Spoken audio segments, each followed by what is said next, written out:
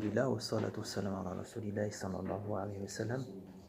Donc, Inch'Allah, avant de rentrer commencer les cours de fiqh, Inch'Allah, aujourd'hui on va faire une petite introduction au fiqh pour définir qu'est-ce que le fiqh, qu'est-ce que la jurisprudence, pourquoi aussi, c'est-à-dire on étudie, c'est-à-dire la jurisprudence, et d'où vient aussi ce qu'on appelle le madhab, c'est-à-dire un madhab, c'est-à-dire une école juridique. Donc tout ça, on va essayer d'éclaircir et de comprendre tout ça c'est-à-dire dans ce premier cours, Inch'Allah. Donc avant tout, il faut savoir qu'Allah, subhanahu wa ta'ala, bien sûr, commencé, il nous a créés dans ce monde pour adorer Allah, subhanahu wa ta'ala. C'est ça le but de l'être humain. J'ai créé les djinns et les hommes que pour qu'ils, c'est-à-dire m'adorent. Mais que veut dire adorer Allah, subhanahu wa ta'ala? Adorer Allah, subhanahu wa ta'ala, c'est-à-dire ça ne se restreint pas, c'est-à-dire à la prière. Beaucoup de gens ils pensent que l'adoration égale la prière. Non. C'est-à-dire l'adoration englobe tous les domaines de la vie. C'est-à-dire que l'homme, il doit être un serviteur d'Allah dans ce bas monde. C'est-à-dire il n'est pas libre. On n'est pas libre. Tout ce qu'on doit faire, il doit être conforme à la volonté d'Allah subhanahu wa ta'ala. Donc l'adoration, c'est-à-dire vivre conformément aux ordres d'Allah subhanahu wa ta'ala. C'est ça l'adoration. Donc, ça englobe tout, c'est-à-dire les domaines de notre vie. Dans tout domaine de notre vie, on va trouver des commandements divins. Soit dans le domaine, c'est-à-dire culte, ça c'est les prières, le jeûne, mais aussi dans le domaine de la relation avec les gens, dans le domaine du travail, c'est-à-dire du commerce, dans le domaine de la nourriture, dans tous ces domaines-là, il va y avoir des commandements divins. C'est ça l'adoration. C'est-à-dire on doit agir selon la volonté d'Allah afin d'obtenir sa satisfaction. C'est ça le but de l'homme. On est dans ce monde pour gagner la satisfaction d'Allah subhanahu wa ta'ala. C'est ça le but. Mais comment maintenant adorer Allah subhanahu wa ta'ala? Comment on va l'adorer? Et comment on va, c'est-à-dire le satisfaire? Comment savoir? Pour cela, Allah subhanahu wa ta'ala, bien sûr, il a révélé le Coran,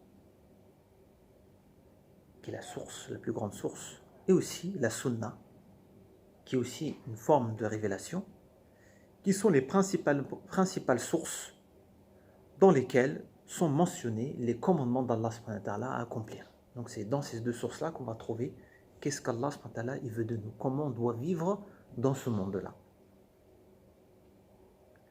Donc on va trouver lors de la prière tout ce qui touche au culte, comme on a dit, le jeûne, le pèlerinage, ça c'est tout ce qui touche au culte, à l'adoration, la relation qui est entre nous et Allah subhanahu wa ta'ala.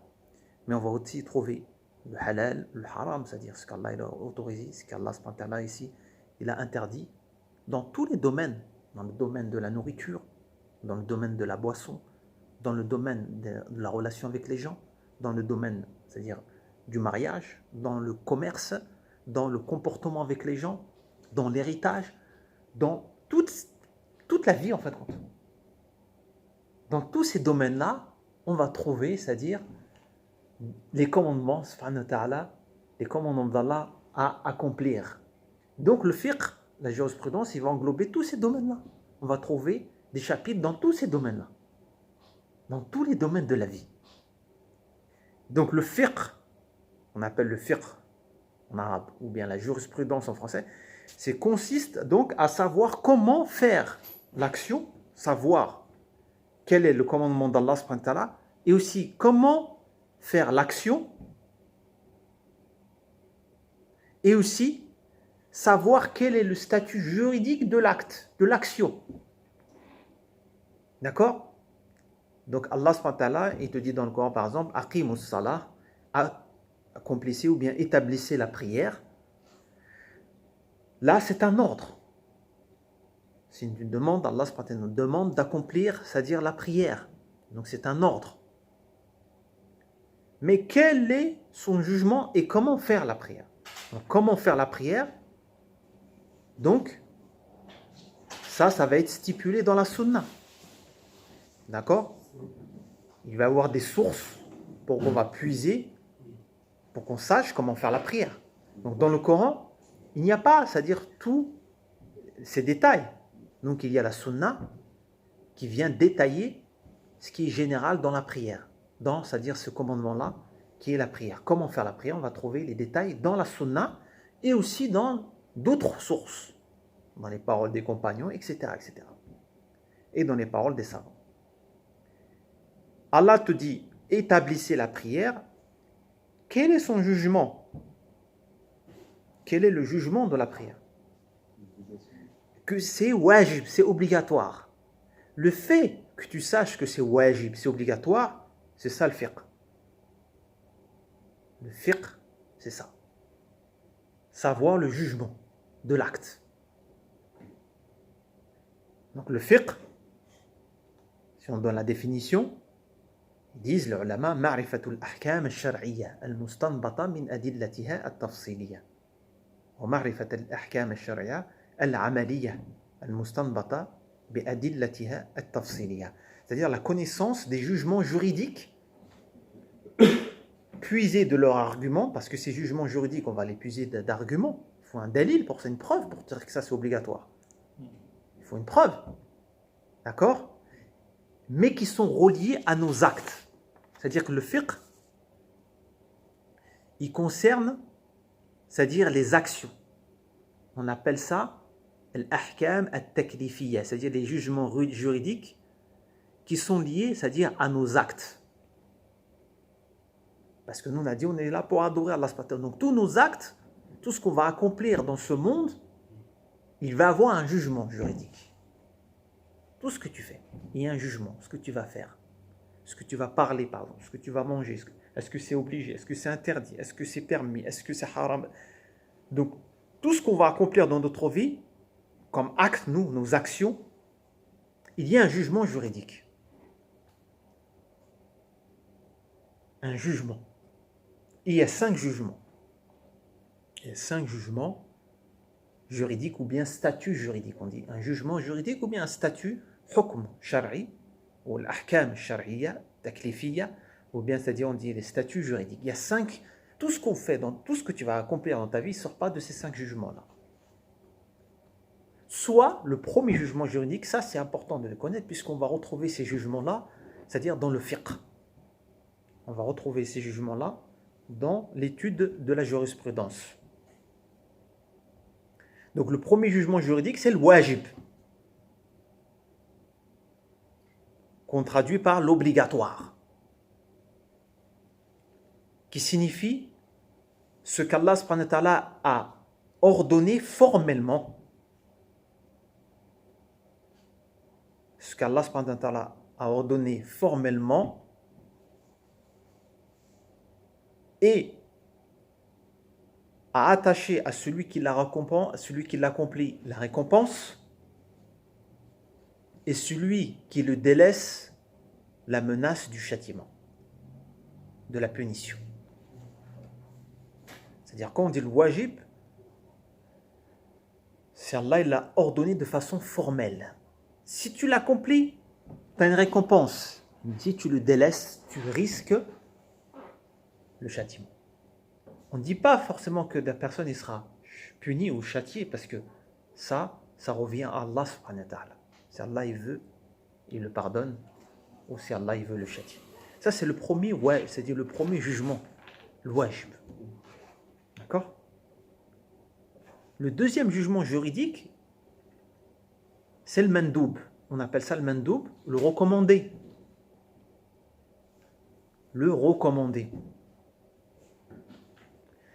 Le recommandé, c'est aussi ce qu'Allah subhanahu wa ta'ala il a ordonné, mais pas de façon formelle. Ghayr lazim. C'est-à-dire ce n'est pas imposable à toi. C'est-à-dire que tu as le choix de l'accomplir ou non. Certes, c'est un ordre, mais c'est-à-dire que ce n'est pas imposé.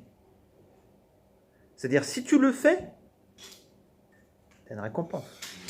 Mais si tu le délaisses, tu n'as point de péché. Ça s'appelle le mandoub. D'accord? Comme beaucoup d'actions dans la religion. qui sont recommandés. D'accord? Ensuite, le troisième jugement juridique, on a bien sûr le haram. Le haram, c'est l'interdit, c'est ce qu'Allah subhanahu wa ta'ala a interdit de façon formelle et attaché à son accomplissement, c'est-à-dire le péché et la menace du châtiment. Celui qui accomplit, c'est-à-dire le haram. Et celui qui le délaisse par satisfaction d'Allah, il a une récompense. Ça, c'est le haram. On doit absolument, c'est-à-dire délaisser, obligatoirement. Ça, c'est le troisième jugement. Le quatrième jugement juridique, c'est le makruh. Le makruh, c'est aussi ce qu'Allah subhanahu wa ta'ala a interdit d'accomplir, mais pas de façon formelle. Ghayr lazim. C'est-à-dire que c'est réprouvé, blâmable. C'est-à-dire que si tu l'accomplis, tu n'as point de péché. Mais si tu le délaisses, tu as une récompense. Le makruh. Le makruh, si tu le fais, tu as un péché. C'est-à-dire que tu n'as pas de péché, mais si tu le délaisses, tu as une récompense, le makruh. Tu as une récompense. D'accord? Donc, beaucoup d'actions dans la religion où le prophète sallallahu alayhi wa sallam, ou bien, c'est-à-dire dans la sunna ou dans des hadiths où le prophète sallallahu alayhi wa sallam a interdit certaines choses, mais cette interdiction-là, ce qui est voulu, ce n'est pas le haram, mais c'est le caractère makruh, c'est-à-dire réprouvé. D'accord? Et le dernier, bien sûr, c'est le mubah. Le mubah, ça veut dire c'est ce qui est permis. On traduit par le mubah, le permis, c'est-à-dire il n'y a point un ordre qui est dirigé vers cette chose ou un interdit qui est dirigé vers cette chose en elle-même, en lui-même. C'est-à-dire que la chose, elle est laissée à son caractère initial. Par exemple, tu as dit boire de l'eau. Il y a un ordre, il n'y a pas d'ordre. Il y a une interdiction. Manger des pommes. Il y a un ordre? Non. Il y a une interdiction? Non. Donc on dit mubah. Mubah. Tu vois? Sortir dehors, se promener. Il n'y a pas un ordre? Non. Mais il y a un interdit? Non. C'est-à-dire, il n'y a pas. Tant qu'il n'y a pas d'ordre qui est dirigé vers la chose, un ordre qui est dirigé vers la chose, ou un interdit qui est dirigé vers la chose, on dit mubah. C'est pour ça celui qui te dit que quelque chose est interdit, c'est qui doit te ramener la preuve? C'est lui. Tu lui dis, mais la preuve c'est quoi? Ramène-moi la preuve. Ou quelqu'un qui te dit ça c'est interdit, tu dis ramène-moi la preuve. Parce que la base c'est quoi? C'est que les choses sont mubah. Les choses sont permises. Mais le mubah, bien sûr, il peut devenir obligatoire ou interdit par des causes extérieures. Il peut être obligatoire, par exemple, s'il conduit à un acte obligatoire. Et il peut être aussi interdit s'il conduit à un acte, c'est-à-dire à un acte interdit. Al-mubah. Donc là, c'est autre chose. D'accord? Parce que les jugements ont les choses, ou bien les moyens, ont les jugements de leur finalité. En ce qui compte, c'est-à-dire la chose vers quoi elle conduit. C'est une chose qui est mubah, mais elle va te conduire vers le haram. Donc elle devient aussi haram. D'accord? Si une chose, elle est mubah, mais elle te conduit vers quelque chose qui est obligatoire, ça devient aussi obligatoire. Elle prend son même jugement. Ça, c'est important. Donc ces 5 jugements juridiques, on va le retrouver dans toutes les portes de la jurisprudence et dans tous les domaines de la vie. Que ce soit dans le mariage, dans le commerce, dans la nourriture, dans les actes cultuels, la prière. On va retrouver ces 5 jugements. Par exemple, tu vas prendre la prière. Tu vas dire dans la prière, il y a des actes qui sont wajib, obligatoires, interdits. Il y a des actes makruh, il y a des actes recommandés, il y a des actes, c'est-à-dire qui sont mubah, c'est permis, il n'y a rien, il n'y a pas d'acte, etc., etc. Dans tous les actes, toutes les branches de la vie, on va retrouver ces 5 jugements-là. D'accord? Et le connaître ces 5 jugements juridiques, c'est ça le fiqh. Tu apprends le fiqh pour ça. D'accord? Mais comment puiser ces jugements juridiques? C'est-à-dire comment toi, d'un argument, tu tires que cette chose-là est obligatoire. Ça, c'est autre chose. Ça, c'est autre chose. C'est une autre science qui s'appelle les fondements de la jurisprudence. Par exemple, toi, tu as aqimus salah. Allah, il dit, établissez la prière. Ça, c'est un verset, c'est un ordre. Mais comment de cet ordre-là, tu en déduis que c'est obligatoire. Cette déduction-là. Comment tu arrives à cette conclusion-là? Tu arrives à cette conclusion-là avec une règle. C'est quoi cette règle-là? C'est que l'ordre implique l'obligation. Donc cette règle-là, on l'étudie dans ce qu'on appelle usul al-fiqh. Et pour connaître, cette science-là est obligatoire pour les mujtahid, les ulama, c'est-à-dire les savants. C'est eux qui doivent connaître cela. Parce que c'est eux, les savants, qui émettent le jugement juridique. C'est eux qui ont c'est-à-dire justement, qui ont les outils ou bien la science nécessaire pour déduire un jugement juridique d'un texte. C'est pas ni moi ni toi. Nous n'a pas c'est-à-dire ce niveau-là. Et ça, on va revenir. Donc la déduction, on a un texte, on va en déduire un jugement juridique, ça c'est le rôle d'une mujtahid. On appelle dans la religion al-mujtahid, c'est-à-dire le savant qui a atteint un degré, qui a les conditions de déduire le jugement juridique par lui-même. Parce qu'il a la science et les outils nécessaires pour cela. Il y a des conditions pour que la personne soit un mujtahid. C'est pas n'importe qui. Et quelles sont les conditions?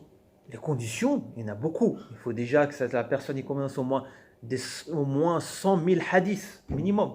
Ils disent, il faut qu'il connaisse c'est-à-dire la langue arabe, maîtrise la langue arabe et toutes les divergences qu'il y a dans la langue arabe. Il connaît tous les madahib et toute la divergence qu'il y a entre les madahib. Il connaît tous les versets juridiques du Coran et ses divergences et son sens, tous les versets juridiques et tous les hadiths juridiques qui sont dans la sunna. Et aussi il faut qu'ils connaissent authentifier un hadith qui est faible. Toutes ces conditions-là, c'est le mujtahid al-mutlaq. Il n'y en a pas. Mutlaq, c'est-à-dire qu'il a atteint toutes ces conditions-là, il n'existe plus. Après les 4 imams, il n'y en a plus. C'est-à-dire après les 4 écoles, c'est-à-dire les savants des 4 écoles juridiques, il n'y en a plus réellement. C'est-à-dire que tous les savants qui sont venus après, il y en a qui sont arrivés au degré de mujtahid, mais toujours dans la voie de ces 4 écoles-là. Ils n'ont pas, c'est-à-dire il n'y a plus, ça n'existe plus quelqu'un qui est indépendant. Non, c'est-à-dire ils arrivent à un niveau d'ijtihad, mais toujours ils se basent, ils reviennent sur les fondements de ces 4 écoles-là. On va revenir sur ça. Donc les jugements juridiques sont au nombre, c'est-à-dire de 5.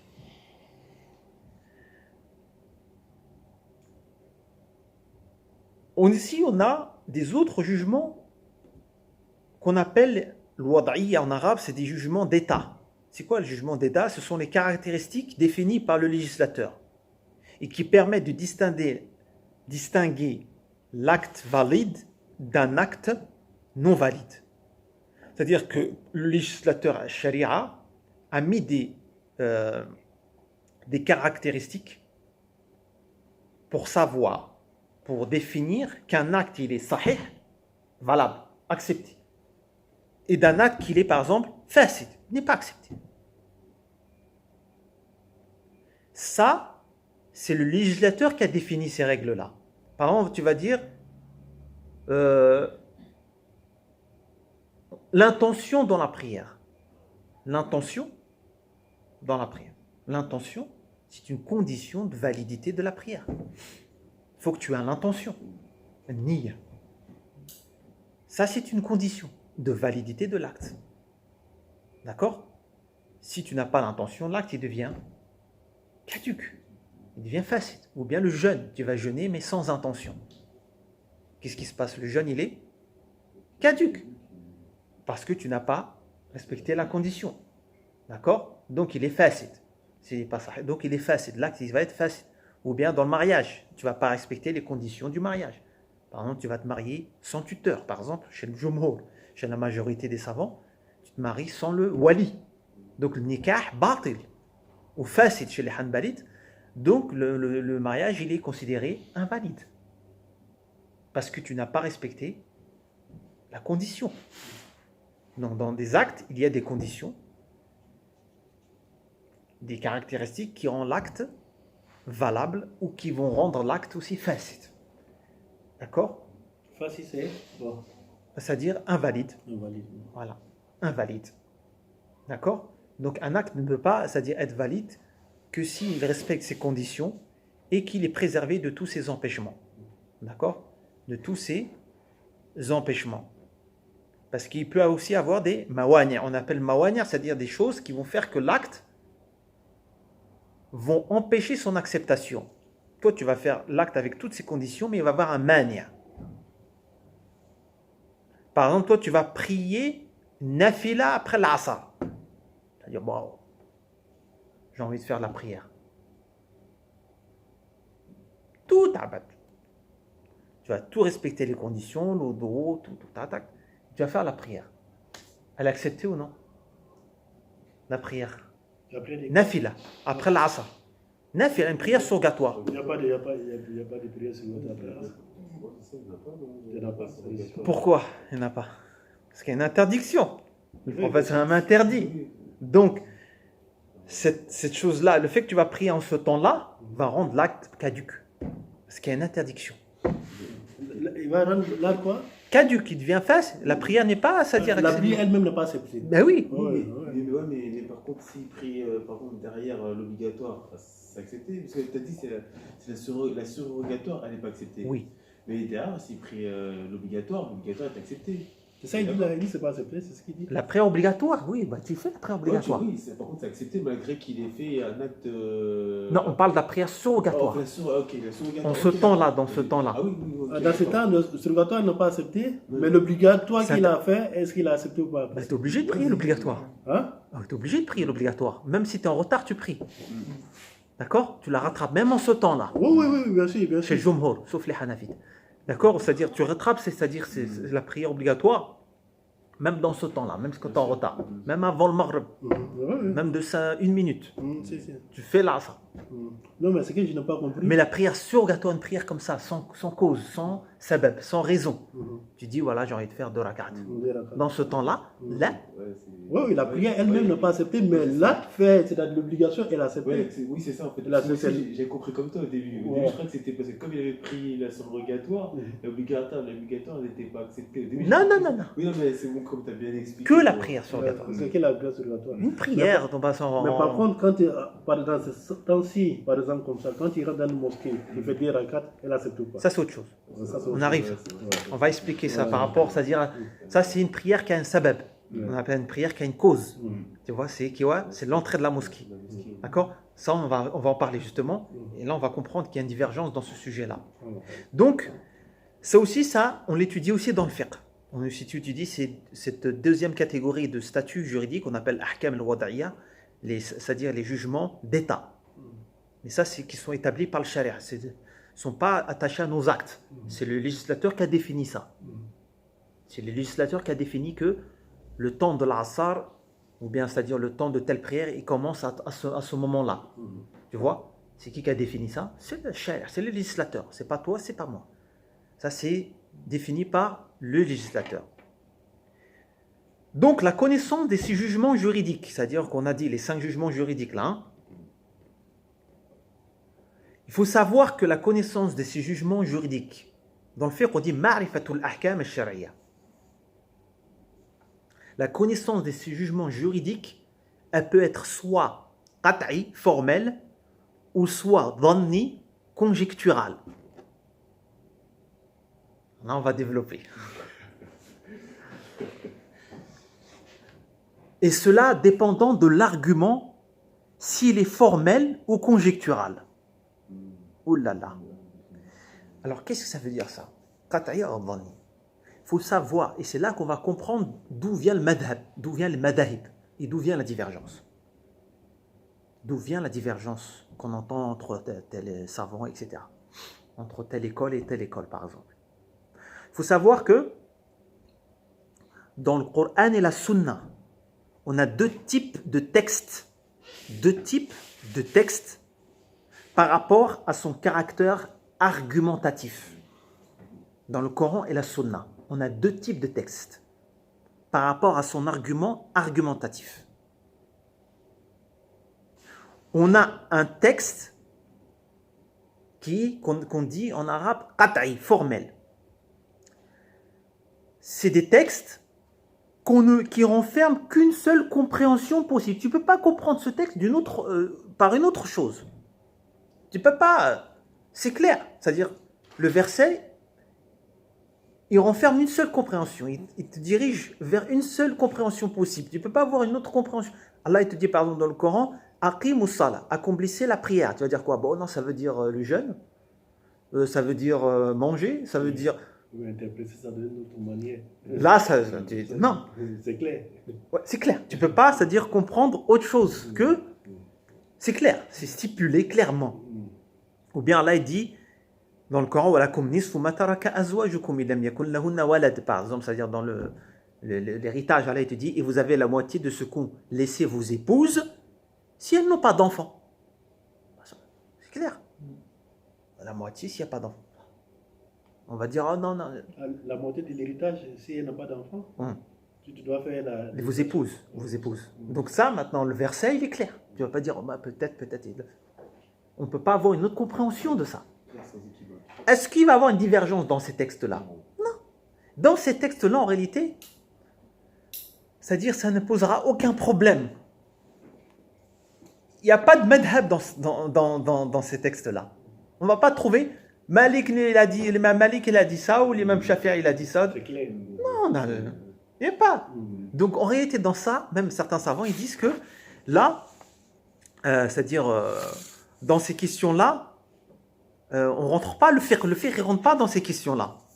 Ou plutôt, c'est pas que le fiqh ne rentre pas dans ces questions, mais c'est-à-dire le madhab, il ne rentre pas dans ces questions formelles, juridiques. On ne parle pas de madhab dans ça. Il n'y a pas de madhab dans ces questions-là. Le deuxième type de texte, c'est ça. Par rapport à son argumentation, c'est quoi? C'est le texte qu'on appelle dhanni, conjectural, hypothétique. C'est-à-dire, il n'est pas formel. C'est un texte, c'est-à-dire qui peut être sujet à plusieurs interprétations. Plusieurs interprétations. Ce texte, on peut le comprendre de plusieurs manières. Par exemple, on peut le prendre au sens apparent, comme on peut le prendre au sens abstrait, par exemple. Ou bien le mot dans la langue arabe, il peut avoir plusieurs sens. Dans la langue arabe, déjà elle-même. Donc là, il va rentrer quoi? La divergence automatiquement. Donc, si tu as compris ça, c'est-à-dire que dans le Coran, il y a des textes, c'est-à-dire qui sont, ou la Sunna aussi, il y a des textes qui sont conjecturales, c'est-à-dire non qat'i. Là, on comprend que la divergence va être naturelle. C'est normal qu'il va y avoir la divergence. Et aussi, on va comprendre qu'on ne peut pas mettre fin à la divergence. On ne peut pas dire, on veut, c'est-à-dire mettre fin à tous les madhab, on revient qu'au Coran et la Sunna. Ça, ce n'est pas avoir bien compris. Dire je reviens qu'au Coran et la Sunna, oui, mais quand tu reviens au Coran et la Sunna, justement, tu trouves deux types de textes. Donc des textes clairs, mais des textes c'est-à-dire qui vont avoir plusieurs interprétations. Donc tu ne peux pas dire on va mettre fin au madhab, on en a marre de tous les madhab, on va choisir qu'un seul. Impossible. On donne des exemples. Donc par rapport au texte conjectural, dhanni. Par exemple, Allah dit wal mutallaqat yatarabbasna bi anfusihinna thalathata quru. Allah parle des femmes divorcées. Allah dit dans le Coran, les femmes divorcées doivent attendre 3 quru avant de pouvoir, c'est-à-dire par exemple, si elles veulent se remarier. Les femmes divorcées, elles doivent attendre 3 quru. Mais c'est quoi quru? Et bien, quru, lafdoun, ils disent mushtarak. C'est quoi lafdoun mushtarak? C'est-à-dire, c'est un mot qui a plusieurs sens. C'est-à-dire qui peut avoir plusieurs sens dans la langue arabe. il peut avoir deux sens dans la langue arabe, quru. Il peut vouloir dire al-hayd, c'est-à-dire les menstrues. Donc, les femmes divorcées doivent attendre 3 menstrues pour pouvoir se remarier. Mais ce mot-là peut vouloir dire aussi tour, c'est-à-dire 3 puretés. Et là, c'est pas pareil. Donc, tu peux comprendre ce verset par 3 menstrues et tu peux comprendre aussi par 3 puretés. Et là, ça va pas être pareil. Parce que là, par exemple, la personne, il a répudié sa femme. Il a répudié sa femme. Ensuite, 2 jours après, il a eu ses menstrues. Si on dit 3 puretés, les 2 jours là où elle était pure, elle compte ou non? Elle les compte ou non? Elle les compte. Même il n'y a que 2 jours. Ben, elle les compte. Mais les autres qu'ils ont dit menstrues, il les compte ces 2 jours? Non. Il faut 3 menstrues. La première, une deuxième, une troisième, c'est fini. Mais les autres, la pureté, c'est-à-dire 1 pureté, 2 puretés, 3 puretés. Ce qui compte, c'est la pureté, la durée de pureté. Même si la première durée de pureté, elle dure 2 jours, on la compte. Est-ce que ça va, c'est compris? Hein? Moi, j'ai du mal à comprendre. Alors, par exemple, la personne, il a divorcé, là. Il a répudié sa femme. D'accord? Pour la répudier, déjà, il y a des conditions. Il faut qu'il la répudie sans l'avoir touchée. D'accord? Sans l'avoir touchée et dans une période de pureté. D'accord? Il la répudie. 2 jours après, elle a eu ses menstrues. Il y a eu 2 jours. 2 jours, elle a eu ses menstrues. Eh ben, si on dit 3 puretés, ben, les 2 jours, ça fait déjà 1. Ça veut dire 1, oui. Ah, voilà. Après, il y a la menstrue qui vient. Qui vient normal, qui vient presque normal. Après, ça fait 2. Ça fait 2. Oui. Et après, l'autre qui vient, Ça fait 3. 3, ça y est. Donc, ça va faire 2 mois à peu près, 2 jours ou bien 3. Ouais, 2 mois. C'est tout. Alors, si tu dis 3 menstrues, là, ça fait vraiment... Voilà. Et de là, il va rentrer la divergence parce que, après, c'est là qu'il vient le rôle de qui? Le mujtahid, c'est-à-dire le savant, qui atteint le degré, qui a les outils scientifiques, pour déduire le jugement. C'est-à-dire, là, chaque savant va mettre son avis. Il va pencher sur un avis par rapport à un autre. Ils vont opter, tel savant va opter pour tel avis par rapport à un autre avis. Il va renforcer son avis avec d'autres arguments lui aussi. Il va dire, pour moi, cet avis-là, il est quoi? Il est plus authentique que cet avis-là. Le fait, c'est-à-dire quand le savant il va émettre son avis, ça c'est le madhab. C'est ça le madhab. C'est ça le madhab. C'est son madhab. C'est-à-dire c'est l'avis qu'il a émis, mais le résultat là, le jugement qu'il a émis, il est quoi? Il est formel ou bien conjectural? Lui, il a opté pour un avis. Il a dit, pour moi, c'est 3 menstrues. Il n'est pas qat'i. C'est-à-dire, le résultat de son ijtihad n'est pas qat'i. Il ne peut pas dire, c'est ça le haqq. Et l'autre, c'est le batil. Jamais. Donc, là, dans cette question-là, chaque mujtahid doit respecter l'autre mujtahid. Mais opter tel avis par rapport à un autre avis, c'est-à-dire choisir tel avis par rapport à un autre avis, on a dit c'est le mujtahid qui fait ça. C'est pas toi, c'est pas moi. C'est pas toi, tu choisis, tu dis oh bon, je préfère ça parce que ça m'arrange. Non, tu n'as pas les outils pour ça. Déjà, est-ce que tu connais que quru, ça veut dire ça dans la langue arabe? Déjà, on ne connaît pas l'arabe, nous. Même si celui qui connaît l'arabe, c'est rare qu'il va savoir que quru, ça veut dire ces 2 sens-là dans la langue arabe. Donc ça, c'est le rôle du savant. Donc le savant, il va émettre son avis, c'est ça le madhab. Et nous, qui ne sommes pas mujtahid, c'est-à-dire qu'on n'a pas le degré de savant, on va suivre un savant. Ce madhab-là. Un madhab que nous, on a choisi. Par exemple, comme ça, les gens qui sont, par exemple, en Afrique ou dans le Maghreb, qui suivent le mazhab des. C'est les Malikites en Maghreb. C'est les Maghreb, c'est les Malikites. Malikites. L'Afrique de l'Ouest. Par exemple, comme ça, est-ce que tu peux suivre, comment on appelle, Imam Malik, le mazhab d'Imam Malik, puisque c'est le pays d'origine où tu es né, tout ça. Ouais. Et maintenant, en même temps, suivre, comment on appelle, un autre mazhab aussi. Oui, c'est pas interdit. C'est-à-dire que, en fin de compte, c'est-à-dire toi, le mieux, ils disent, tu suis, à la base, tu suis le madhab du pays. C'est mieux. Pour pas, c'est-à-dire ramener des choses qui vont être étranges, que les gens ils peuvent te trouver des choses, c'est des choses qu'ils ne sont pas habitués à voir. Et ça crée la tentation, la fitna dans. Non, mais toi, quand on dit tu suis ce madhab, c'est-à-dire sa vie dans cette question-là, ça ne veut pas dire que tu es obligé de suivre, c'est-à-dire ce madhab-là, dans toutes les autres questions.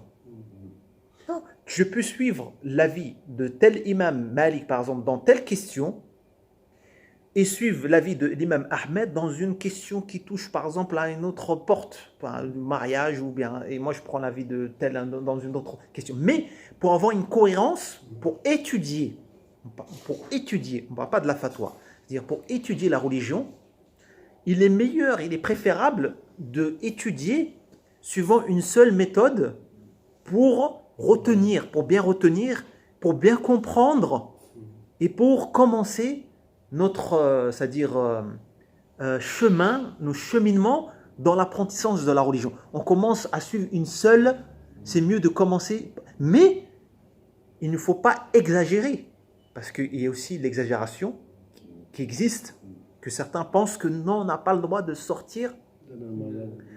C'est que ça. C'est la vérité que dans mon madhab. Tous les autres, non. Ça s'appelle du fanatisme. Donc on a les deux extrêmes, mais aussi ceux qui disent non, moi je suis aucun madhab. Moi je suis rien. Je suis le Coran et la Sunna. Et bien ça c'est impossible. Va dans le Coran et la Sunna, et bien quand tu vas lire le verset Quru, tu vas dire quoi? Tu vas prendre quel avis? C'est-à-dire, de ta tête, tu vas choisir la vie. Après, ça devient de ta tête, tu travailles sur toi-même maintenant. Et là, tu t'égares après. C'est ça, justement. Jamais. Parce que quand tu vas rentrer dans ces textes-là, toi, tu n'as pas l'outil pour comprendre. C'est ça. Tu n'as pas les outils pour pouvoir distinguer. C'est ça. Et ça va loin. Donc, tu reviens au savant. Voilà, ça va loin. Parce qu'ils ont dit, ils disent Courant et la Sunnat. Ils laissent la mazhab. Alors que mazhab, c'est obligé. C'est non. Bien sûr, parce que c'est la compréhension du Coran et la Sunna. C'est ça, exactement. Et après, maintenant, tu trouves maintenant le coranique. On laisse la Sunna. Voilà. C'est ça, tu vois. On arrive juste à là après. Tu vois. On arrive jusqu'aux gens après, ils disent même la Sunna, on l'enlève. Et justement, je reviens sur ce que tu as dit. Donc, en fait, par exemple, là, pour tout ce qui est monstru, par exemple, je peux suivre une école. Et par exemple, pour la prière du voyageur, je peux en suivre une autre. Oui, parce que ça ne t'interdit pas. Tant que toi, tu es convaincu par cet avis. Tu as demandé à un savant. Par exemple, tu avais un avis préalable sur cette question-là. Ensuite, tu as demandé à un autre savant, il t'a donné une autre fatwa, c'est-à-dire mais qui n'est pas conforme à l'avis que tu avais étudié, par exemple. Tu as le droit de prendre cet avis-là, mais pas par passion. Justement, parce que par exemple... Pas comme ça, sans raison. Parce que par exemple, par la prière du voyageur, il y a plusieurs avis. Ouais. Et imaginons, par exemple, qu'on soit convaincu, mais par deux avis. Maintenant, comment en fait on tranche? Justement, non. Parce que nous, on n'a pas le niveau pour distinguer que cet avis-là est plus authentique qu'un autre avis. Donc, c'est pour ça que j'ai dit, le meilleur, c'est de suivre une seule méthodologie, au début, à la base. Mais, tu peux être confronté dans des situations, et ça, c'est le rôle du savant. Tu peux être confronté dans des situations où que l'avis d'une autre école va te convenir ou va te sortir d'un embarras ou d'une difficulté pour te faciliter. Et ça s'appelle rahma. C'est pour ça que la plupart, comme Ibn Qudama al-Maqdisi dit au sujet de la divergence des compagnons, ittifaquhum hujjatun qati'a wa ikhtilafuhum rahmatun wasi'a. Il a dit leur consensus, leur fait qu'ils sont unanimes, c'est un argument irréfutable. Et le fait qu'ils ont divergé, c'est une miséricorde irréprochable. C'est-à-dire que leur divergence aurait été une certaine miséricorde. Mais là, il y a un danger. C'est-à-dire que toi, si tu as un avis, ou tu as étudié suivant une méthodologie, tu restes sur cette position-là. Tu ne changes pas comme ça par passion. Sauf pour une raison. C'est quoi ces raisons-là les savants ils en parlent? Soit tu es convaincu par un autre avis, ça arrive. Tu as été convaincu par un autre avis,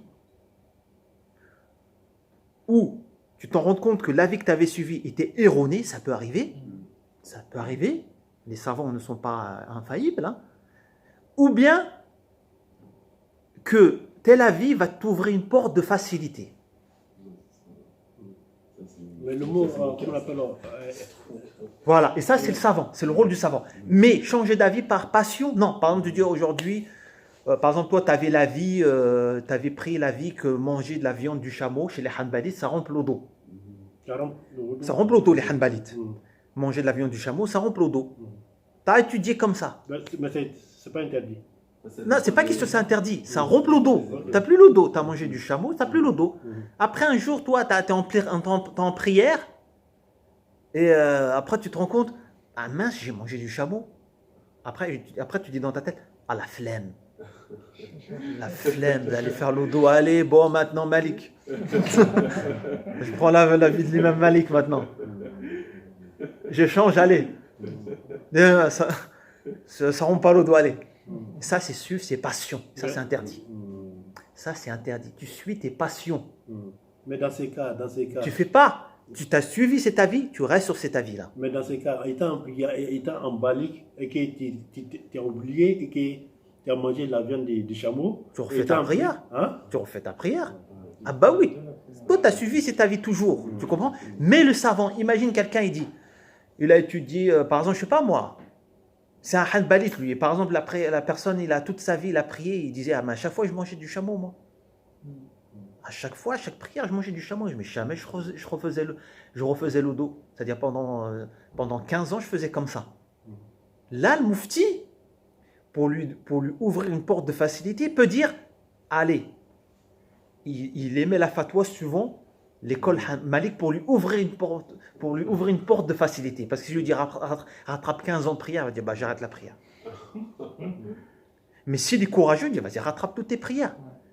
Donc là, c'est le moufti. On ne rentre pas dans ça, nous. C'est le savant qui émet ces avis-là. D'accord?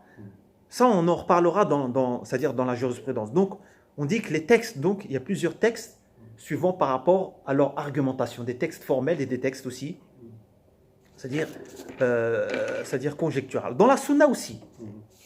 Donc, par exemple, le prophète, un jour, il a dit d'un hadith, il avait envoyé une expédition dans un endroit. Il a dit que l'un d'entre vous ne prie pas la prière de l'Asr jusqu'à arriver à Beni Qurayda, cette tribu là-bas.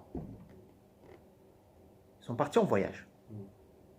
Il a dit, le prophète, ne priez pas l'Asr jusqu'à vous arriver là-bas. Mais qu'est-ce qui est arrivé en cours de route? L'heure de la salle, il est arrivé. Là, ils ont divergé. Certains, ils ont pris le sens apparent de la parole. Ils ont dit, bah, on prie pas, on prie pas. Bah, mais on prie pas, jusqu'à on arrive. Ils ont pris le sens. Les autres, ils ont pris la compréhension. Qu'est-ce que le prophète, il voulait. Ils ont dit, mais le prophète, il ne voulait pas dire on prie pas du tout.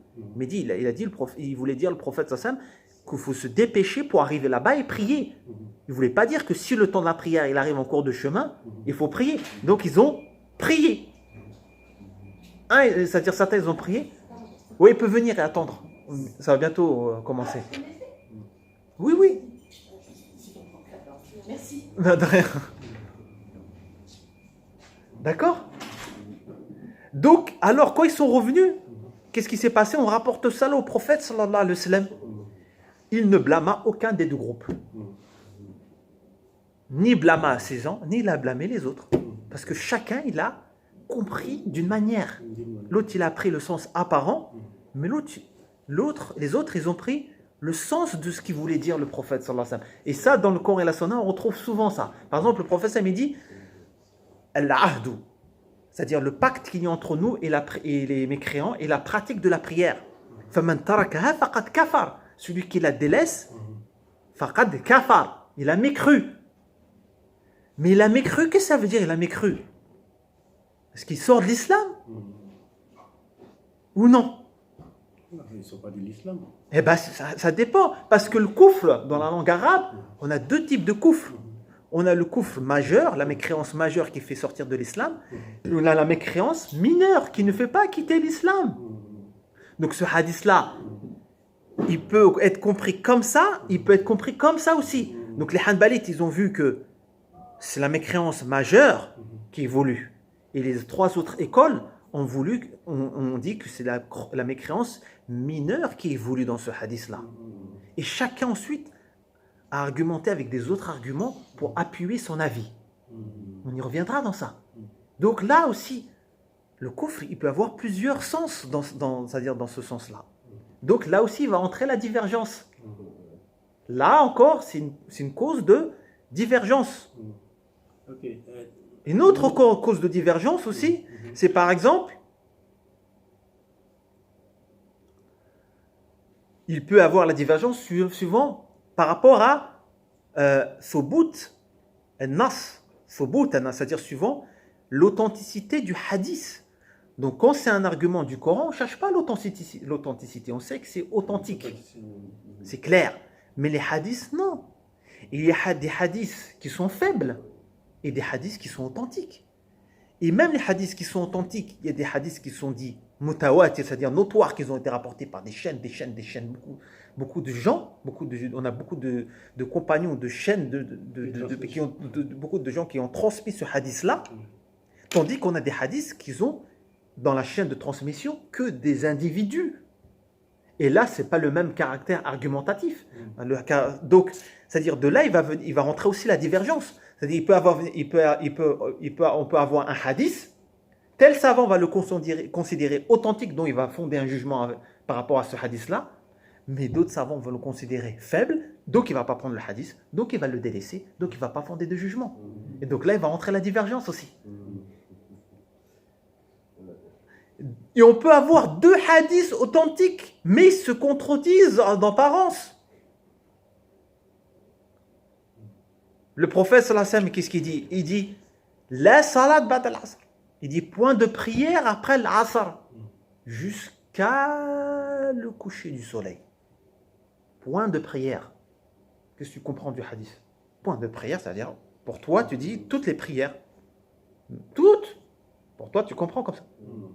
Mais il y a un autre hadith où le prophète sallallahu alayhi wa sallam dit l'authentique, celui qui rentre dans la mosquée, qu'il ne s'assoit pas avant de prier 2 rak'at. Là, le prophète, il n'a pas dit si tu rentres après l'Asr ou tu rentres après le Maghrib. Il a dit c'est général là. Celui qui rentre dans la mosquée. Donc c'est n'importe. Alors, comment faire là avec ces deux hadiths? Les deux sont authentiques.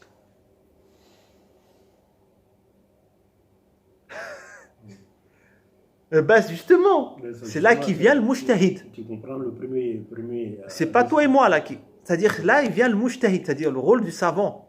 C'est là le savant, avec les outils qu'il a, avec les règles, il va prévaloir un hadith par rapport à un autre hadith. Parce que tu peux dire que, tu peux prendre le hadith où il dit, toutes les prières, point de prière entre l'Asr et le Maghrib, sauf Tahiyat al-Masjid, sauf la salutation de la mosquée.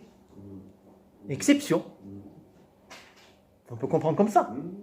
Mais on peut comprendre de contraire. On peut dire toutes les prières sont interdites, même la salutation de la mosquée.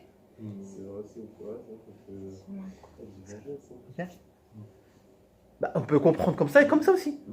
Donc là, il va voir, et c'est là qu'il y a eu deux madhab qui ont émergé. Il y a les Malikites, tout ça, les Hanafites qui ont dit, et les Hanbalites même, ils ont dit on s'assoit, on ne prie pas, même les prières qui ont des causes, comme le Tahiyat al-Masjid, entre ce temps-là. Et le madhab Shafi'i qui a dit non, on prie dans ce temps-là, Tahiyat al-Masjid. Mais dans ces questions-là, nul ne doit blâmer l'autre. Si tu vois quelqu'un prier, et toi tu vois qu'on ne doit pas prier, tu ne dois pas lui dire pourquoi tu as prié. Et celui qui voit qu'on ne doit pas prier, si tu le vois et s'assoit dans ce temps-là, tu ne peux pas lui dire pourquoi tu t'assois. Parce que pour toi c'est sunnah, mais pour lui c'est interdit.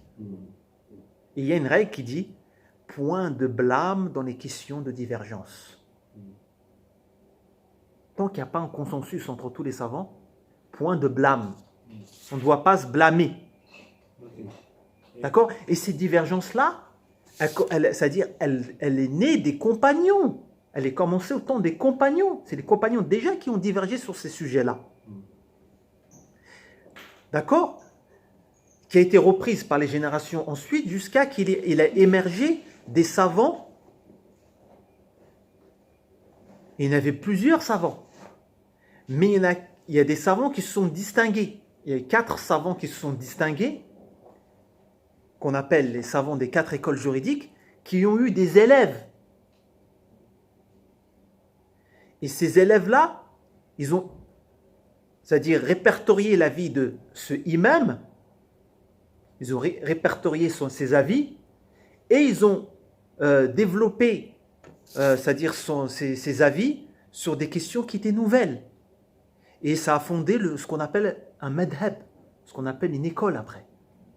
Après, et justement, on a eu les 4 écoles qui ont été connues, qui ont émergé dans le monde musulman. C'est-à-dire qu'il y a l'école hanafite par ordre.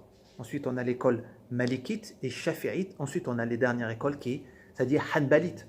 Mais, c'est-à-dire que celui qui veut la compréhension des compagnons, on dit on doit suivre les salafs, on entend maintenant, et bien, suivre les salafs, tu ne sais pas maintenant vraiment c'était quoi la position des salafs. Tu ne peux pas savoir quelle était la position vraiment des salafs.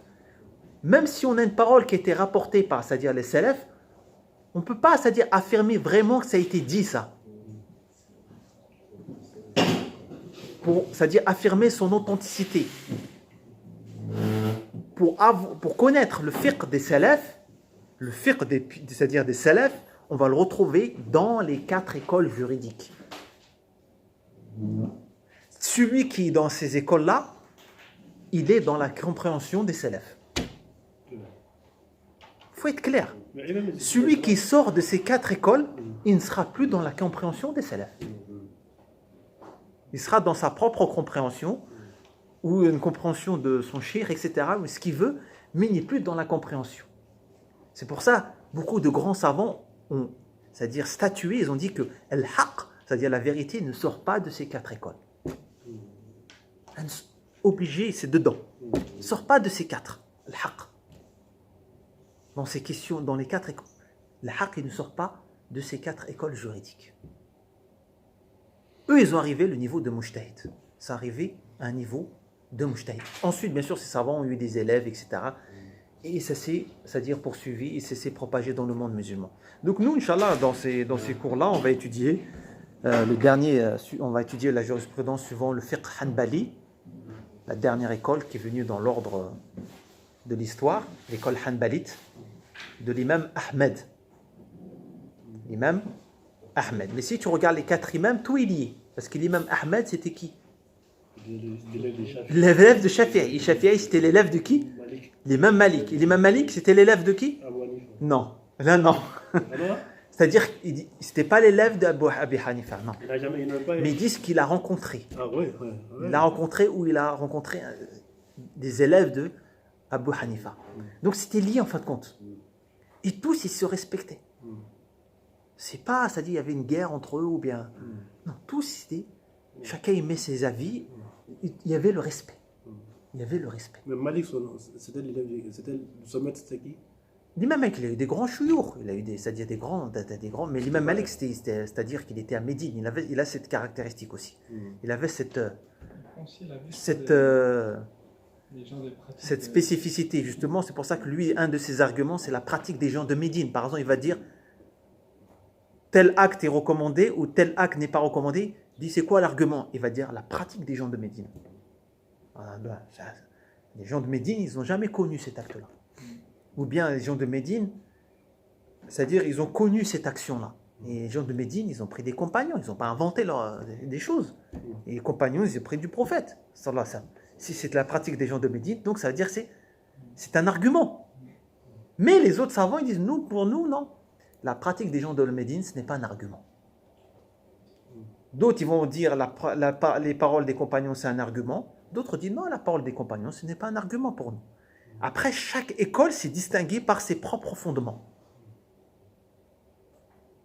Et tous les savants qui sont venus, par la suite dans le monde et qui sont même contemporains, ont tous, c'est-à-dire sont tous appris ou sont tous commencés par l'étude de une de ces quatre écoles-là. Bien sûr, après, le savant, quand il arrive à un certain niveau, il arrive à avoir une certaine, c'est-à-dire indépendance. Mais ce n'est pas moi ou toi qui arrive à ce niveau-là. C'est un savant, oui, il arrive à cette certaine indépendance pour pouvoir émettre ses propres choix, ses propres avis.